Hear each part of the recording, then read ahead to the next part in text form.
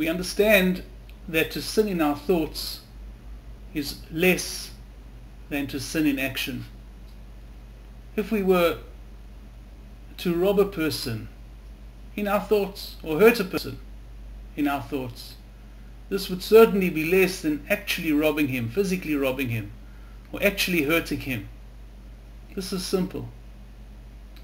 It's interesting then that in terms of bringing sacrifices to the temple, in terms of achieving atonement, so the offering that's required for a thought is a higher offering than that which is required for a deed.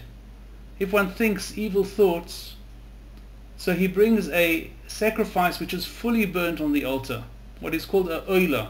The entire animal is burnt. Whereas if one has sinned with a deed, so he brings a chatas, which is an animal that is only partially burnt, and mostly it's eaten. So the question is why? Why is the atonement required for a thought higher than what is required for an action? Says the Nesivos HaChaim that the difference is in the power of thought versus the power of the body. In terms of our thoughts, we can reach perfection. A person can think almost perfect thoughts. With our bodies, we're limited. Our bodies are material, physical.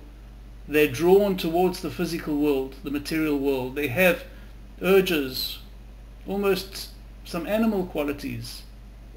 They're pulled downwards.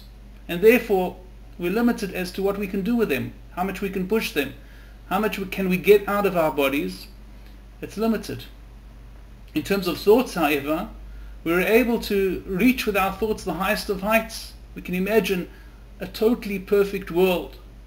And we can be totally perfect beings in this perfect world. We can act in perfect ways, doing marvelous acts of kindness and becoming very wise, studying all the wisdoms of the world, the wisdoms of the Torah, and drawing very, very close to spirituality, drawing close to the heavens, drawing close to the Creator. All of this is possible in the wanderings of the thoughts. We can construct in our thoughts a perfect situation in a perfect world.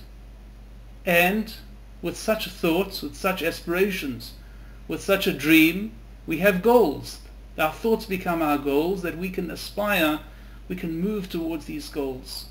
We're motivated by our thoughts. Our thoughts inspire us to do and to be much more than we are. And therefore, if we waste our thoughts on ugly thoughts, on evil thoughts, it's a lost opportunity.